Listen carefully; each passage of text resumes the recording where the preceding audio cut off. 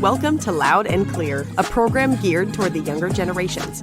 You can listen in every Thursday at 7 p.m. or find the plug to our YouTube channel on kgtcradio.com. I'm Nathan. And I'm Carlos. And welcome to Loud and Clear. We have a couple of things real quick, our preliminary stuff. So if you have questions, go ahead and email them into vcfrevivalyouth@gmail.com. Put LC in the subject line, or you can text us at 509-402-3446. We'll try to answer your question on the air. Today, we are coming up, this is a little bit after the new year. We were talking a little bit about fasting. It's kind of the time of year for fasting. And so I thought we would just kind of get right into it today. We've been doing fast, I think the beginning of the year fast for a long time. About 16 years. About 16 years? Is that like an exact number? That's almost exact. Really? I bet you okay. if you texted Pastor Randy, he'd yeah, say okay. It's about 16 years. I didn't know if you like literally were like, yes it is, or if you just pulled that out. I'm pretty close. I would assume I'm pretty close. You're probably, yeah, I would imagine so, yeah. Well, you started doing it was the Daniel fast. It was a 21-day fast. Yeah, and it was broken up to mostly a Daniel fast, but yeah. And if you're not familiar with, we're going to talk about that. We're going to break it down. Some different biblical fasts. Yeah. So Melanie is also here with us. Hey, I'm here.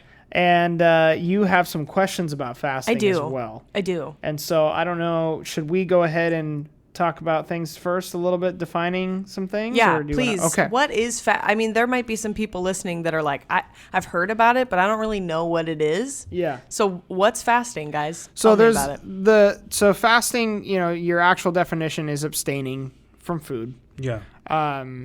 And then you have biblical fast where you see Daniel, and we mentioned the Daniel fast where Daniel, did not eat, and when he was in Babylon, did not eat the king's meats and all that different stuff. He ate fruits and veggies and different things. We say legumes as well. Legumes or legumes? So it was not any of the select food that the king offered. Yeah. And Daniel basically challenged them and said, we're going to eat this, and if we change at all in our appearance or whatever, if we diminish or if we get sickly or whatever, then, we'll eat of whatever, and they were healthy. They were, God sustained them, and they were eating fruits and veggies, which is completely a supernatural thing. Yes. And so that's where we'll do that fast, often.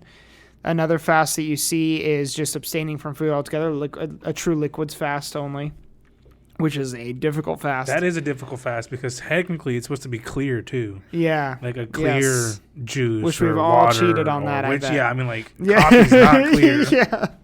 Which I know, even our Pastor Randy, he cannot. Yeah, he has done the coffee on the fast. No, and we've done we don't blend up a hamburger. No, I will say, don't get me wrong, but we've done smoothies. Yeah, man. And so it's a good smoothie. Yeah, you kind of And there's a sun up to sundown, so yes. you eat when the sun goes down. Yeah. Or you wake up early. That's the nice thing about doing it in January. If you're going to do a sun up to sundown, is when you wake up, it's usually still dark. Yeah, right? absolutely. Or there's the 1 meal a day fast.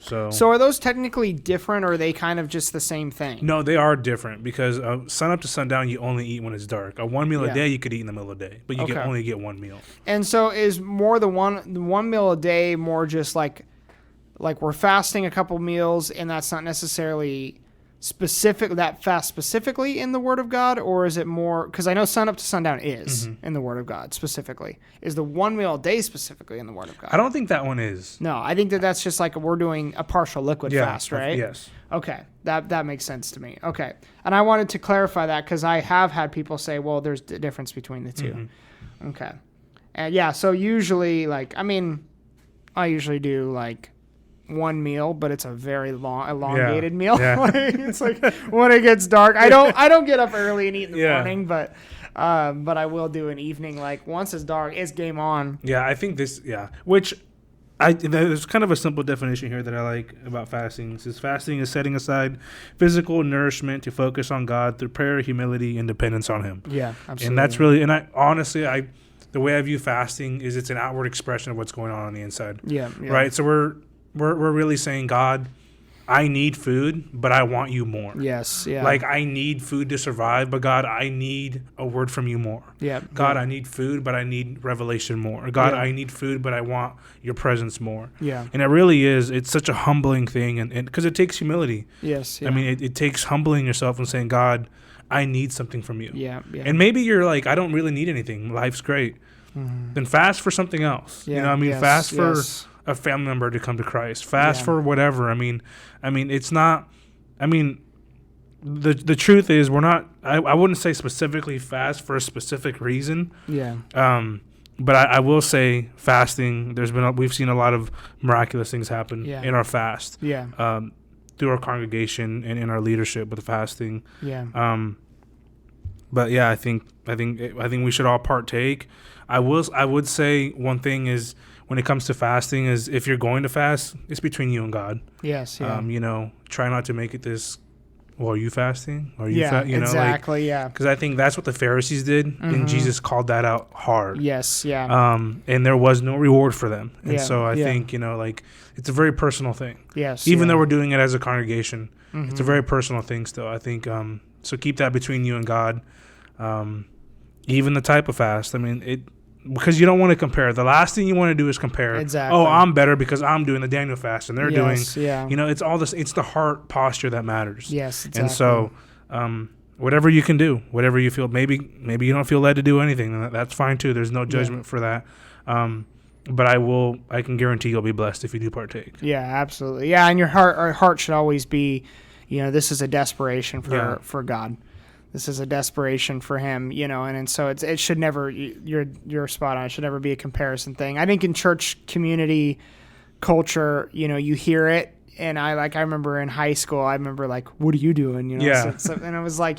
It's like this. It's not about that. No, it's really not about that. And we joke around about like, oh man, when it goes sundown, we just go ham or whatever. But really, like, genuinely, the fast, the heart of it, we do position our hearts where it's like, God, we're just desperate for you. Yeah. We don't have to do this, but we're going to do this. And it really stems from, like you see in the words, like there's things on this earth that we can't ignore. Yeah. We can enjoy the life that God's given us, and we can be and rejoice and be joyful for the things that God has blessed us with. But you look around and you have to, like, especially as a young person, the lie of like everything is awesome all the time, and just party and don't think about it. That's a very like kind of like in Ecclesiastes, where it's like basically just like eat, drink, and be merry. Yeah. It's like basically like essentially if God doesn't exist, but He does. Yeah. And like there's things in this world that we need to be praying for, and the reality is like, I mean, we shouldn't be depressed all the time because ultimately God's in control. But, we do need to look around and say, hey, our family needs Jesus. We need something in our life to break. Yeah. We want to see the world change. And this is why we fast. It's like we're just desperate, and God can move in and out of a fast. Absolutely. It's not that the fasting; it's just showing that desperation, and brings about a connection, and I think a depth to our relationship with God. So. I was just looking at scripture here in Mark 9, where it talks about the boy that was seizing and convulsing, and the disciples they tried to cast it out, and they couldn't. And Jesus said, "This comes out by prayer and fasting. Only comes out by fasting." And there are things in your life that, even just putting fasting aside, that don't break without desperation. Absolutely. You have to be desperate. And there are people, men of God, I'm sure in the early parts of the Bible where this kind of stemmed from is like, there would be things that are in their life, things happening around them where it's like, I'm not going to eat. Yeah. I'm so desperate. I can't think about having pleasure right now. I have to, this is so crucial that this breaks, that this changes. God, I need you to move. Yeah. That they wouldn't even think about eating. And I think putting ourselves in that posture is like, we're so desperate for something to break. We're so desperate for something to change that we're going to fast. Yeah. We're going to set this time aside. We're going to do this. And God responds to that. He does. He really does. And it's evident and it's talked about. And then I wanted to bring out one more thing before we get into some questions here.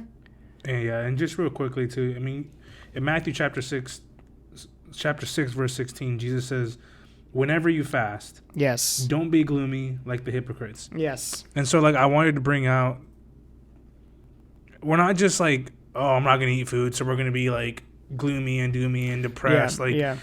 Why we're sustaining from food is so that we can focus on God. Yep. So exactly. if you just are sustaining from food and not spending time with God, then it's basically useless. Yeah. The whole reason why we're fasting is so that the times that we would be eating, we're spending that time with God. We're telling God, I'm making you a priority. Yes. Above eating, and so if you're going to fast, don't spend your entire fast gloom and doom and just focusing on what you can't eat. Focus on God. Because that's what the purpose of this is God, I'm going to put, like kind of what you were saying, God, I'm going to put you first. Yeah. And I'm going to get serious about seeking you. I think that's what a fast really is. I think it shows God how serious we are. Yeah. It shows God, I'm serious.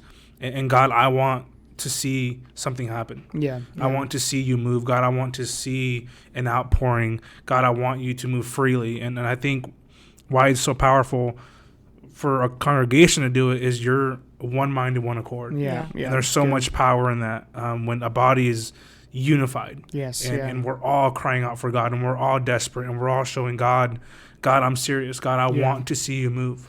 You know, and we all want revival, but we don't want what it takes for revival. And I think sometimes, but this is, and what I love about this verse too is Jesus said, whenever you fast. So he's not saying if you fast. Jesus is actually almost assuming that we all fast. Yeah. He's basically saying, hey, he's assuming that his congregation, his crowd, that they all fast. Yeah. And so if you ever wonder, like, why is it important that we fast? Well, here's Jesus basically saying, like, hey, just basically assuming that we do, you know? And so it is a powerful thing. I mean, there's so much scripture. There's so much in here.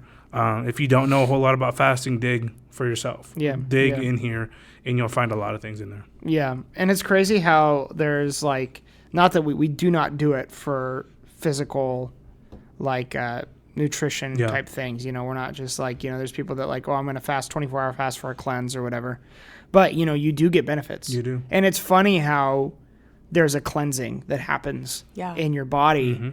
Both physically and spiritually. At the same time, you're getting this physical cleanse where they're saying, like, there's some things that happen during fasting to your body that are incredible. Yes.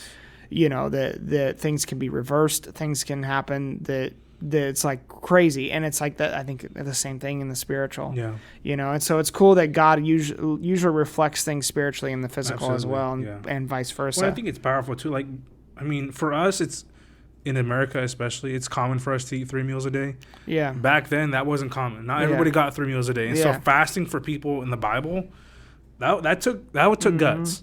Because it wasn't like, oh, breakfast, lunch, and dinner. It was like usually like, oh, you got a dinner. You know what I mean? So for them to fast was a big thing. And so for us to give up, a little bit is not that hard. And so, but obviously, again, whatever God leads you to do and whatever kind of fast God puts on your heart, that's it's if you just will trust that and be obedient, you'll be blessed. And be aware, if you're an American on an American diet, and you fast, you're gonna feel like garbage at first. you're not gonna feel very good, especially if you're sugar reliant, caffeine reliant, and all these different things. So there's nothing wrong with also prepping yourself, weaning yourself off some different things, eating a little cleaner before you go on a fast, because you don't need that. You just want to focus on God. And there's times where it's like I went on one and it's like I felt so sick that I actually ended up breaking my fast and then coming. And that's another thing. If you break it, get back up. Yep. Get back up. There's nothing wrong with getting. If you fail, get back up. That's the story of our lives, right? Absolutely. It's not about whether you fall; it's whether you get back up and go on. So.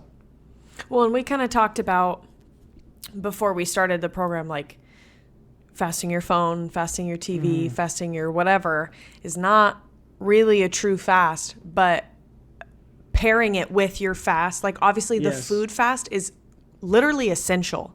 Like, food is essential to your body. You're not only like getting back valuable time because you're no longer prepping food or cleaning up the kitchen or whatever, but you're also literally relying on God to be your source of energy and to, like, give you what you need that you would otherwise get from food. Yes, yeah. But I will say, and this kind of leads into my question for you guys, but my very first fast, I was 17 and I was like addicted to my iPad. And I was an iPad kid. And I remember I started attending VCF, and I knew about fasting, but I'd never really done it myself, at least not a real one. And so Nathan had encouraged me, like, if you feel like joining in at some point, it doesn't matter if you miss the first day, like just join in at any time. Yeah. And so I did. I joined in like a week late or something, because at the time it was like a month-long fast, like it was long fasts. And so I joined in late, and I decided, because I was joining in late, that I was also going to fast my iPad. And at first it actually just started as fasting my iPad, and then I hopped on like the food fasting. Yeah. And that was actually so difficult for me. It's not even funny. Like, I didn't realize how addicted to that stupid iPad I was. And that's actually what opened the door and started my relationship with God on a deeper level, because then what am I going to do rather than twirling my thumbs? If I can't touch my iPad and I'm not going to touch my PlayStation, what am I going to do with my time? I opened up my Bible and I listened to worship music. And I started reading my Bible. And then the food thing was different, because as a 17-year-old, I'm not cooking, I'm not cleaning, I'm literally just eating. So it really was more for like the sustenance part, the energy part. But I didn't understand that yet as a 17-year-old. So at the time, for me, it was more valuable to set my iPad down and like just give my time to the Lord. But both was really difficult, especially being in bless my parents, they're amazing people, but being in a home where they didn't really understand the point of the fasting, other than from like a nutritional standpoint. And for them to be, I remember them asking me like, why? What is the point of this fast? I was like, I don't know. And they were like, well, you're fasting even though you don't know. And I was like, yeah, because I'm just going to trust that God's going to move in it, and I'll find out along the way. And I did. But anyways, so all of that spill to say, do you guys remember the first time you fasted, and what that maybe looked like, or how old you were, or anything, how you felt, anything like that? I mean, you guys have both been attending VCF for a long time. I vaguely remember, and it honestly was probably later on in life. Like more like an adult? Or? No, probably like, I remember middle school, maybe early high school, because I remember lunchtime and not eating. But I don't remember doing a fast in elementary school. Do you remember what your classmates' reactions were? I had a couple buddies that did it with me. Really? Yeah. Did they attend church? They attended church, yeah. Well, one attended church, and I think one off and on did or didn't. But they just were like, oh, that's interesting. Like, I'll just won't eat with you guys. Yeah. And so, I remember I had a couple buddies that did the fast with me. But it was cool. It was a significant part of my life. I don't know there was probably fruit that came out of it. I just don't remember exactly everything. Of course. It was a long time ago. Yeah, it was a while ago. But I remember it. Yeah, I think cool. I don't really remember my first time. I think it's pretty close to probably Nathan. I don't think it was later on. I definitely didn't do it when I was like young, because no way. But I think I remember, maybe it was probably high school for me, I think, is when I actually did my first one. And it was, I don't even remember what kind I did. I might have even done kind of what Melanie did, more of, I'm just not going to use my phone, Yeah. Which is a good concept. It's a good detox thing that we should always be doing, Absolutely. Yeah. And I think as I got older and I started to understand more what a biblical fast really was, is when, but I mean, again, I don't want anybody to feel discouraged if you can't do a Daniel fast, don't do a Daniel fast. Yeah. If you can only do sun up to sundown, do that. I mean, it is whatever God is asking you to do. And if you want to throw, hey, I'm not going to be on my phone as much, or I'm not going to watch TV, that all falls into the fast, because the whole point of the fast is that you're making God a priority. So now it's like, okay, this time I would be eating, but I'm going to spend time with God. And so it's like, it would be great to obviously add in, I'm not going to watch as much TV, or I'm not going to go on my phone as much. Yeah. And I'm going to spend more time with God. Yes. I think it can create a good habit, because I think it's easy, when you're done eating dinner and whatever, to just kind of doom scroll, and then you're on your phone for 2.5, 3 hours, and you've wasted so much time. And then we tell God we don't have time, know. Yeah, so exactly. I think it can help create that habit of like, okay, when I have extra time, I'm going to spend it doing something that is gonna bring value to my life. Yeah. So I'm gonna spend that time with God. And Yeah. I think everybody could do that. I think everybody can, if they were honest, could say I probably spend too much time on my phone, and I could fast from that. Yeah. Because I think that if you went into a congregation on a Sunday morning and you asked everybody to pull out their phones and you had them pull up their average time Yeah. on their phone, I think most of them would be pretty embarrassed. Yeah. Yes. I mean, I actually had the teens do that one time, and I was shocked. One teen had like 13 hours, and Yeah. I was like, dude, That's crazy. but. And I was like, Matt, you just take an hour of that and spend it with God. Yes, And so I yes, think yeah, sometimes, yeah. Again, back to that, well, we don't really have time. Yeah. It's like you do. You Yeah. do. If you can spend 6 hours, if you can spend Yes. 3 hours on your phone, you can spend an Yes, hour with yeah, God. exactly. And so, How productive are you being? yeah, exactly. Yeah. And so I think the whole fast is to reorient ourselves to make God a priority, Yes, to put yeah. Him first, not because it's Yeah. easy to put Him on the back burner. I have a full-time job, and I have kids, and I have ministry, and I have, it's like, okay, but if you put God first, all that will flow naturally. It really will, and Yes. God makes everything work. I don't know how He does it. He's God, and I don't need to understand. I Yeah. just know that it works. Yeah. Yeah.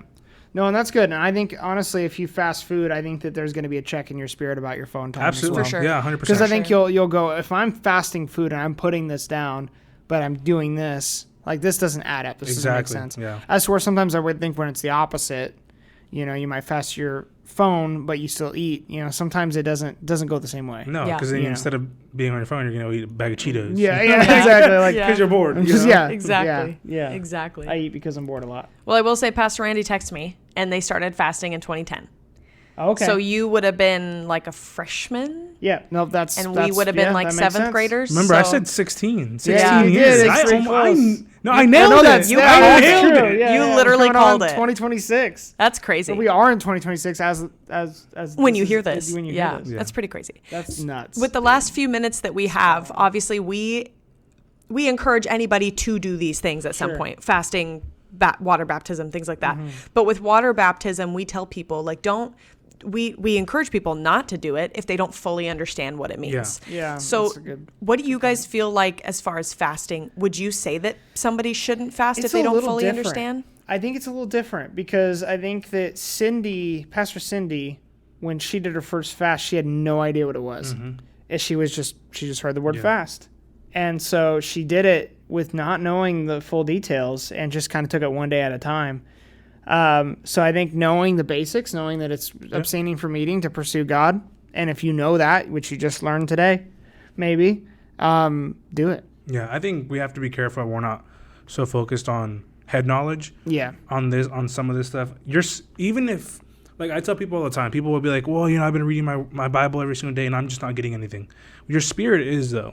Yeah. Your spirit man is picking everything up. Yeah. And I shock myself when I read this book, and then I'll go throughout my day and I'm talking to somebody and I'm Yes. quoting what I read, Yep, not yep. thinking I got anything out of it, Yep. but my spirit is. And That's so so good. That's good. don't get so focused on your head knowledge that you forget that your spirit understands. And, Yeah. and like I Oh, said, man. it's all about the heart anyways. And Yeah. so Yes. Yeah. don't make it about head knowledge. It's a heart posture. And I encourage anybody, I don't care if you got saved yesterday, Yeah. do it. Yeah. You will be blessed. Definitely. Again, I think water baptism is a little bit different. Yeah. But I do think that a fast can benefit a believer. It doesn't matter if you were saved yesterday or you've been saved for 100 years. It'll Yeah. benefit you. Definitely, yeah, and it's something you do multiple times, you Yeah. know, and not that you can't be water baptized more than once. I think that you can, but some people, they see it as like a one Yeah. time thing, and really, like I don't know, I don't know your takes on it, but like I do think that it I is- lean more to that. Yeah, I that's- lean more to the one, like this is very Yeah. significant moment, and it's very important, Yes. and it's kind of a one-time thing. Not that you can't. Again, if you're the person getting baptized every single time that there's a baptism, Move out of the way. I would check the heart, check the motives, check the theology behind that. But anyway, thank you guys for listening, and we'll catch you next time on Loud and Clear. Deuce. Tune in to Loud and Clear every Thursday at 7 p.m. or listen online at kgtcradio.com.